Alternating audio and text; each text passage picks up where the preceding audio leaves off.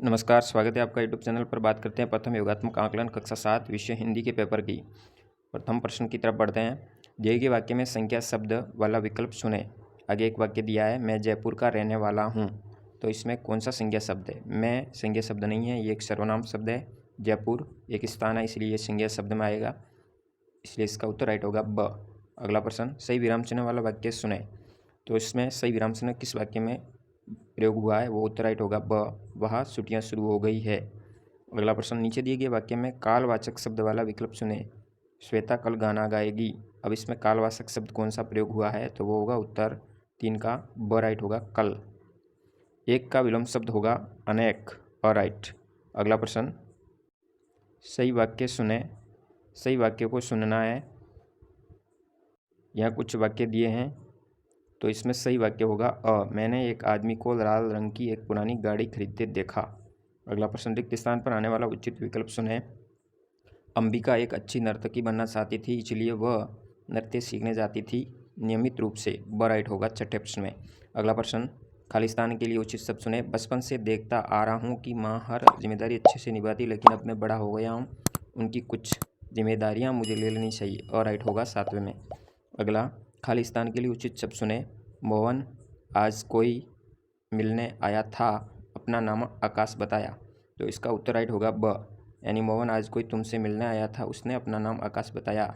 इसका उत्तर राइट होगा तुमसे और उसने। अगला प्रश्न, नवा प्रश्न, रोशन की माँ बहुत स्वादिष्ट खाना बनाती है, हम सब अंगुलियां ही साड़ते रह जाते हैं। इस वाक्य में पहचाने कि स्वादिष्ट शब्द किस विशेषता को बताने के लिए प्रयोग हुआ है? वो है खाने की विशेषता बताने के लिए। स राइट होगा। आगे एक गद्यांश दिया गया जिसको पढ़ करके नीचे दिए गए प्रश्नों का उत्तर देना है। तो 10वां प्रश्न की तरफ बढ़ते हैं। सरिस्का राष्ट्रीय उद्यान कब बना?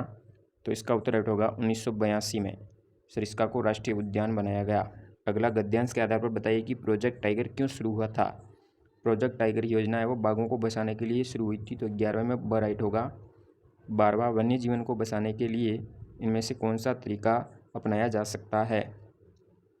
अपने जानवरों को दूसरे राष्ट्रों को सौंप दे, वन्य जीवन को बचाने के लिए मदद करनी चाहिए, या अपने घर जंगली जानवरों को ले आए, वन्य भूमि का व्यापारिक उपयोग करे। तो इसका उत्तर राइट होगा ब, वन्य जीवन को बचाने के लिए हमें मदद करनी चाहिए। अगला प्रश्न की ओर बढ़ते हैं। दिए गए पोस्टर को ध्यान से पढ़े और प्रश्नों का उत्तर दे। सामने एक पोस्टर दिया हुआ है, उसको पढ़ना है, उस प्रश्नों का उत्तर देना है। सबसे अच्छी प्रविष्टि को कितने रुपये का इनाम दिया जाएगा? यानी यहाँ पे एक प्रतियोगिता का शीर्षक दिया गया जिसके अंतर्गत लिखा गया है सबसे अच्छी होगी उसको कितने रुपये का पारितोषिक दिया जाएगा। तो यहाँ लिखा हुआ है 500 रुपये का, तो उत्तर राइट होगा 500 रुपये। 14वां प्रश्न, 4 मित्रों ने सितंबर 2006 की प्रतियोगिता में अपनी प्रविष्टियाँ भेजी, इनमें से किस प्रविष्टि को पुरस्कार मिल सकता है? तो खिलखिलाता बचपन को मिल सकता है, ब राइट। अगला और अंतिम प्रश्न, इनमें से कौन सी बात या नियम के रूप में नहीं बताई गई है? तो वो है सफ़ेद लिफाफे का प्रयोग करना, ये यानी बात नहीं बताई गई है नियमों के अंदर, बाकी 3 नियमों के अंदर बताई गई है। धन्यवाद। वीडियो अच्छा लगा तो शेयर ज़रूर करें। जय हिंद।